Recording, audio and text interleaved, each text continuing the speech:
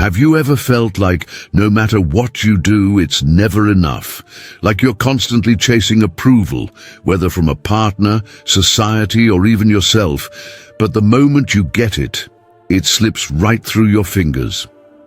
If that sounds familiar, you're not alone. A lot of men feel this way, not because they're weak, but because they were never taught what true strength actually looks like. From a young age, we're told how to be real men.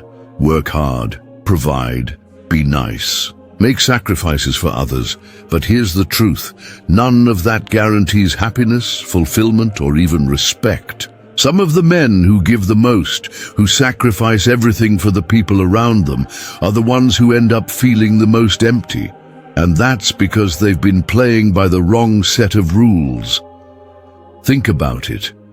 How many times have you done everything right, only to be ignored, overlooked, or taken for granted? How often have you bent over backward for someone, hoping they'd finally see your worth, only to end up disappointed? That's because the world doesn't reward neediness. It doesn't respect people who constantly seek validation. And the harsh truth? Most people don't appreciate what's freely given. But what if I told you there's a different way? A way to live where you're no longer at the mercy of what others think, where your confidence isn't tied to someone else's approval, where you're in control of your emotions, your time, and your life. This isn't some self-help gimmick. It's not about faking confidence or pretending to be someone you're not. It's about something much deeper. A way of thinking that has shaped some of the greatest leaders, warriors, and philosophers in history. A mindset that allows you to be independent, unshakable, and truly respected. Most men today are chasing the wrong things. They think happiness comes from getting a certain job, making a certain amount of money, or winning over a certain woman. But none of that will ever bring real fulfillment if your foundation is weak. The truth is, happiness isn't something you chase. It's something you build from within. It's a byproduct of living life on your own terms, not constantly bending to fit into someone else's expectations. And that's what we're going to talk about today. Because there are 5 key ideas every man needs to understand if he wants to stop feeling lost, stop chasing things that don't matter, and finally, take control of his life. Once you grasp these principles, everything changes. You'll stop wasting energy on things that don't serve you. You'll stop placing your self-worth in the hands of others. And most importantly, you'll realize that you already have everything you need to be strong, confident, and fulfilled.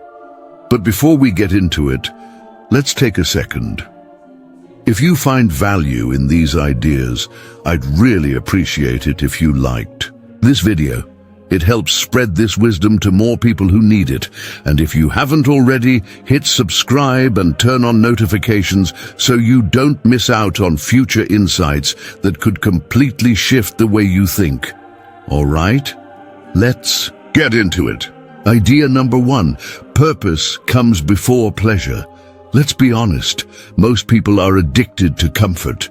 We live in a world where pleasure is just a click away.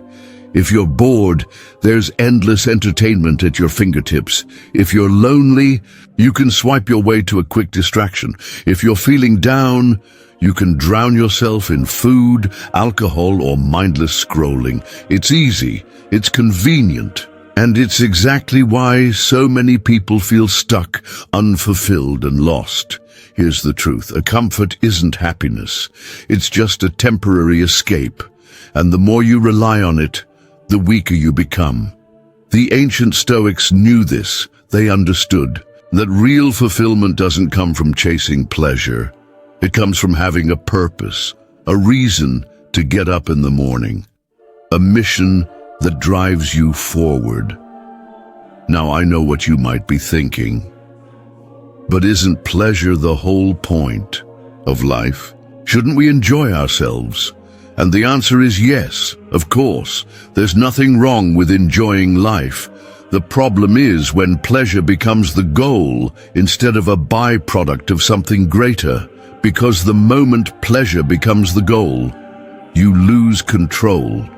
Think about it. Have you ever spent hours binging TV shows or scrolling on your phone only to feel worse afterward? Have you ever chased short-term pleasure, whether it's food, alcohol, or meaningless distractions, only to realize it did nothing to make you feel truly happy? That's because pleasure without purpose is empty.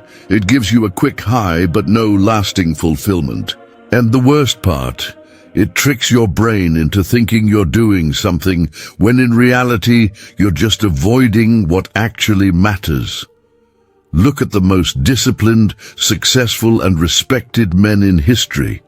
They weren't focused on chasing comfort.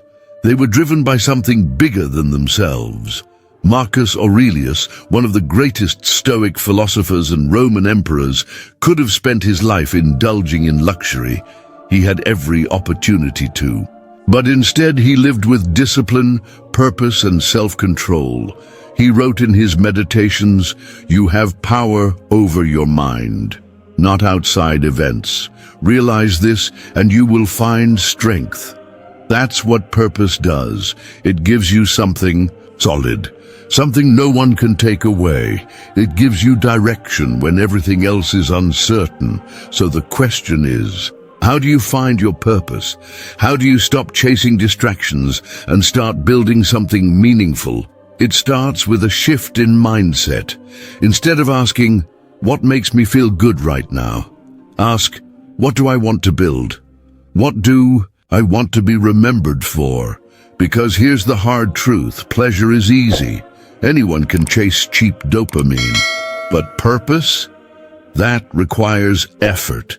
It requires discomfort. It requires pushing through days where you don't feel like showing up. But that's also what makes it so powerful. Take any great athlete, artist, or leader. Do you think they felt motivated every single day? Of course not. They had days where they wanted to quit, days where everything felt like a struggle. But they kept going because they weren't chasing momentary pleasure. They were chasing something bigger. This applies to everything: your career, your relationships, your personal growth. If you don't have a clear purpose, you'll get pulled in every direction. You'll waste time chasing things that don't actually matter. But once you have that purpose, everything changes. Let's make this practical. If you don't know your purpose yet, that's okay. Most people don't. The key is to start where you are. Ask yourself, what am I naturally drawn to? What challenges excite me? What's something I could work on for years without getting bored? Your purpose doesn't have to be some grand, world-changing mission. It just has to be something that gives you direction, something that pushes you to grow. Because once you find that, once you commit to something bigger than yourself, you stop needing cheap distractions. You stop chasing momentary highs because you have something real to build. This is why Stoicism teaches discipline, self-control, and resilience. Because a man who is ruled by pleasure is weak, but a man who is ruled by purpose, he's unstoppable. So here's the challenge. Start replacing empty pleasure with purposeful action. The next time you catch yourself reaching for a distraction, ask yourself, is this helping me build something, or am I just avoiding discomfort? If it's the latter, walk away. Do something that challenges you instead. It won't be easy. At first, your brain will resist it. You'll crave the quick hit of pleasure. But over time, you'll realize something. The strongest men aren't the ones who chase comfort. They're the ones who embrace challenge. Because challenge is where real growth happens. And that's why purpose always comes before pleasure. Idea number 2. A woman can compliment you, but never complete you. Most men have been fed a dangerous lie, the idea that a woman will complete them. that once they find the one, everything will fall into place. They'll feel whole, fulfilled, at peace. It sounds romantic, doesn't it? But here's the harsh truth. No one can complete you. Not a woman, not a relationship, not even the deepest love you've ever experienced. Because completion isn't something you get from another person. It's something you build within yourself. Think about it. If you go into a relationship believing that a woman is the missing piece to your life, what happens? You place the weight of your happiness on her shoulders. You expect her to fill every gap in your soul. And when she doesn't, when she can't, you feel lost, angry, resentful. This is why so many men get trapped in unhealthy relationships. They chase love, not because they want to share their life, but because they need to feel whole. And the moment that relationship starts to crumble, their entire world falls apart. But let's flip the script. What if instead of looking for someone to complete you, you focused on becoming complete yourself? What if you made yourself so strong, so grounded, so purpose-driven, that a woman became an addition to your life, rather than the foundation of it? That's what the Stoics understood. They didn't rely on external things, whether it was wealth, power, or relationships, to define them. They built their inner world so solidly that nothing could shake them. Marcus Aurelius wrote, "You have power over your mind, not outside events. Realize this, and you will find strength. That applies to relationships too. A woman can bring joy, love, and companionship. She can inspire you, challenge you, and make life richer. But she cannot be your source of purpose. She cannot be the reason you wake up in the morning. Because if she is, you've already lost. Look at the men who suffer the most after breakups. It's not the ones who have strong missions, deep friendships, and a sense of purpose. It's the ones who made a woman their world.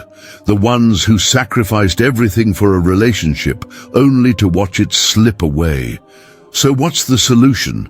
How do you build yourself in a way that makes you stronger, not dependent? It starts with a shift in mindset. Instead of thinking, I need a woman to make me happy, start thinking, I'm responsible for my own happiness. Instead of believing, a relationship will fix my problems, realize, only I can fix my problems. That doesn't mean shutting women out. It doesn't mean avoiding love or pretending emotions don't exist. It means approaching relationships from a place of strength, not desperation. A strong man doesn't chase validation. He doesn't beg for love. He doesn't mold himself into whatever he thinks will make a woman stay. He walks his own path. And if a woman aligns with that path, if she complements his life, great. If not, he keeps moving forward. This is the difference between needing and choosing. A man who needs a woman will tolerate disrespect. He'll abandon his values. He'll become a version of himself he doesn't even recognize, just to keep her around. But a man who chooses a woman, he sets standards. He knows what he brings to the table. He doesn't fear being alone because he's already whole, and that's the key. You have to be whole first. You have to have your own purpose, your own mission, your own sense of identity, so that when a woman enters your life, she's an addition, not the foundation. So ask yourself, if your relationship ended today, who would you be? Would you still have direction? Would you still have goals? Or would you feel like you lost yourself? If the answer isn't clear, it's time to refocus. Time to build. Time to make yourself the kind of man who doesn't need completion, because he's already complete. And when you do that, something powerful happens. You stop chasing. You stop clinging. You stop fearing loss, because you realize that love is best when it's shared between two strong individuals. not when it's used. As a crutch, a woman can compliment you, but she will never complete you. Idea number 3. Focus on mastery, not chasing. Most people spend their lives chasing. They chase money, they chase status, they chase people who barely give them a second thought. And in that constant pursuit, they lose themselves. But here's the hard truth. Chasing never leads to fulfillment. It leads to exhaustion, to frustration, to a never-ending cycle of wanting more, needing more, and never feeling like you're enough. Think about it. Have you ever wanted something so badly that you bent over backward trying to get it? Maybe it was a job, a relationship, a certain level of success. You did everything. You put in the effort, played by the rules, even sacrificed things you shouldn't have. And yet the harder you chase, the further it seemed to slip away. Why? Because chasing comes from a place of lack. It comes from the belief that what you want is outside of you, that you need to go out and grab it before it disappears. And that kind of mindset, it repels more than it attracts. The Stoics understood this deeply. They didn't believe in chasing. They believed in mastery. Instead of fixating on external rewards, they focused on what they could control, their skill, their discipline, their mindset. They knew that if they became great at what they did, success, respect, and even relationships would follow naturally. Marcus Aurelius put it simply, waste no more time arguing about what a good man should be. Be one. It's the same principle in every area of life. If you chase money, it will always feel just out of reach. But if you master your craft, if you dedicate yourself to being exceptional, money finds you. If you chase love, you end up pushing people away. But if you build yourself into someone truly valuable, love comes to you effortlessly. So ask yourself, are you chasing or are you mastering? If you're chasing, you're constantly looking for validation. You're relying on external things to make you feel worthy. And worst of all, you're not in control. But when you focus on mastery, everything changes. Let's say you want financial success. Instead of running after the next quick fix, the next side hustle, the next secret to getting rich, what if you focused on becoming undeniably skilled? What if you got so good at what you do that people couldn't ignore you or take relationships? Instead of chasing a woman trying to impress her, worrying about whether she likes you, what if you worked on becoming the best version of yourself? A man with purpose, confidence, and standards. A man who doesn't need to chase because he naturally attracts. Mastery is about internal power. Chasing is about external desperation. One makes you stronger, the other makes you weaker. So how do you shift your mindset? How do you move from chasing to mastering? First, you need to identify what's worth mastering. Not everything deserves your time and energy. Choose something that aligns with your purpose, your values, your long-term vision. It could be your career, your health, your personal growth. Whatever it is, commit to it fully. Next stop, obsessing over the outcome. This is where most people get stuck. They want instant results, quick rewards, immediate gratification. But mastery doesn't work that way. It's about patience.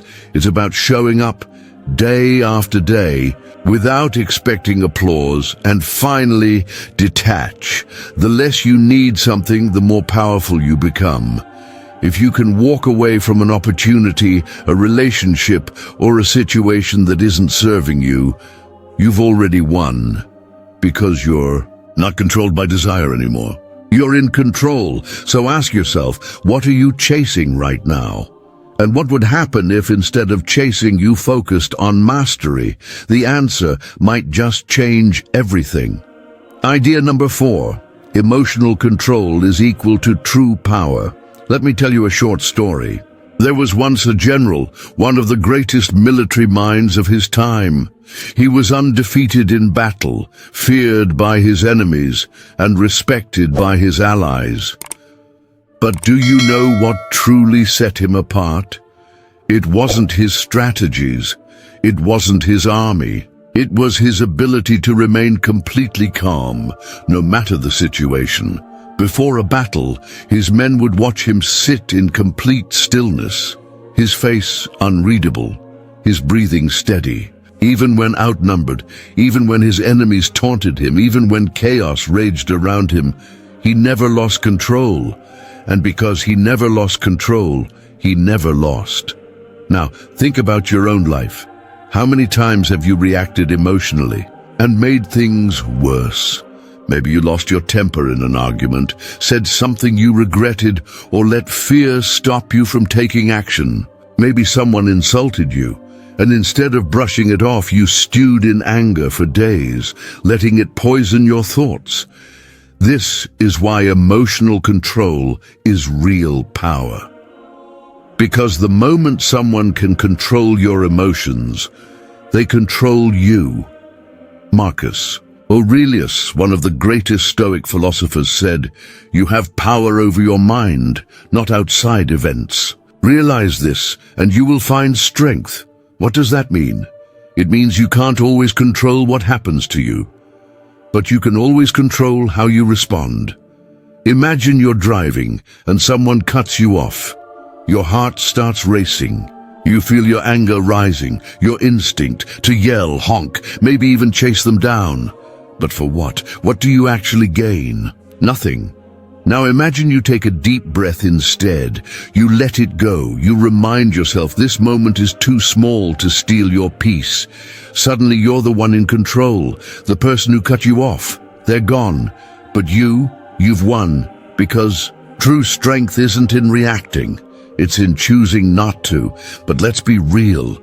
Emotional control isn't easy. Your brain is wired to react. Your emotions surge before you even have time to think. That's why most people fail. They let their emotions drive them like a wild horse, instead of being the one holding the reins. So how do you master emotional control? First, create distance between stimulus and response. That space, that moment before you react, is everything. Someone insults you? Pause. Take a breath. Ask yourself, is this worth my energy? Most of the time, it's not. Second, remind yourself, emotions are temporary. Ever felt angry only to calm down later and wonder why you got so upset? That's because emotions are fleeting. They come and go like waves in the ocean. But if you let them control you in the moment, you'll make choices that leave lasting damage. Third, focus on what you can control. When you get emotional, it's often because you're fixated on something outside of your control. What someone else said, how they treated you, what might happen in the future. But none of that is yours to control. Your thoughts, your actions, your mindset, that's yours. That's your power. Look at history's strongest figures, Marcus Aurelius, Epictetus, Seneca. None of them were emotionless, but they never let their emotions dictate their actions. That's the key. So next time you feel anger bubbling up, frustration creeping in, or fear gripping your chest, pause, step back, ask yourself, do I want to be controlled, or do I want to be in control? Because the answer to that question decides everything. Idea number 5, love should be a choice, not a need. Love is powerful. It can elevate you, inspire you, even transform you. But here's the truth. Most people don't want to hear. Love should be a choice, not a need. Let's be real. How many times have you seen someone lose themselves in a relationship? They revolve their entire existence around another person, and when that person leaves, their world shatters. They're lost, broken, empty. Why? Because they didn't choose love. They depended on it. This is why Stoicism teaches that true love isn't about clinging to someone. It's about appreciating them while still standing strong on your own. The moment you need someone to feel whole, you give them control over your happiness. And when you hand over that power, you set yourself up for suffering. Now, don't get me wrong, love isn't bad. In fact, it's one of the greatest experiences in life. But the difference between healthy love and destructive love is simple. Healthy love is a choice. You're with someone because you want to be, not because you need them to feel complete. Destructive love, it's attachment disguised as love. It's fear of being alone. It's believing that without them, you're nothing. But here's the truth, you are already whole. Think about Marcus Aurelius. He ruled Rome, faced war, dealt with betrayals, yet his writings reveal something crucial. He loved deeply, but never from a place of need. He never let emotions control him. Even when he lost people he loved, he remained steadfast. Why? Because he understood that everything in life is temporary, including love. And that's the lesson. Love is beautiful, but it should never be your foundation. It should enhance your life, not define it. Imagine this, you're in a relationship and you genuinely love the person, but you know that if they left tomorrow, you would still be okay. You wouldn't fall apart. You wouldn't beg. You wouldn't feel like your existence had lost meaning. That's power, that's freedom, because love should be shared, not used as a crutch. So how do you practice this? First, work on yourself before seeking love. If you enter a relationship from a place of emptiness, hoping someone else will fill the void, you're setting yourself up for disappointment. But when you build yourself first, when you develop self-respect, purpose, and emotional stability, love becomes a choice, not a necessity. Second, detach from outcomes. This one's tough. Most people cling to relationships out of fear. Fear of being alone. Fear of the unknown. Fear of losing the comfort they've built. But the more you cling, the more you suffer. Instead, embrace impermanence. Love fiercely, but hold lightly. If it lasts, great. If it doesn't, you'll still stand tall. Third, never let love replace purpose. If a relationship is all you have, it will consume you.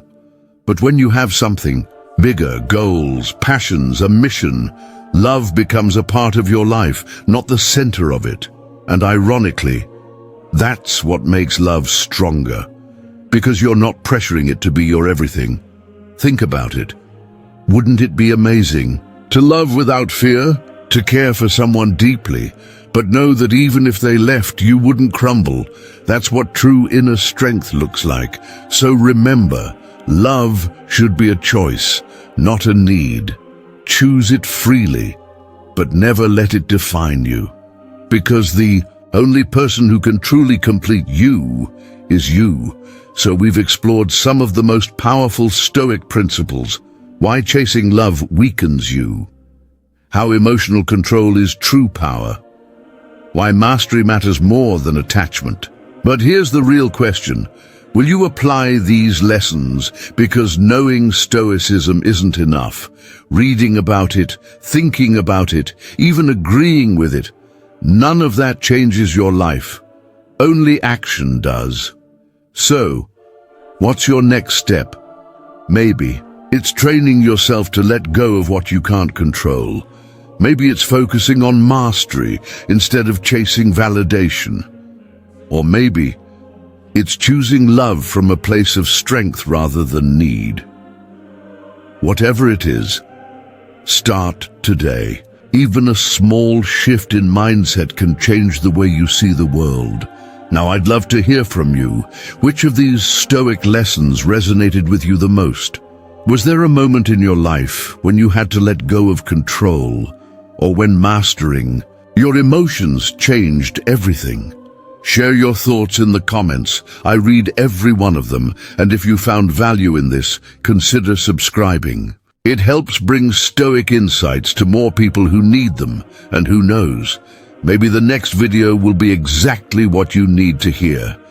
Thanks for watching. And remember, true strength isn't about controlling others. It's about mastering yourself.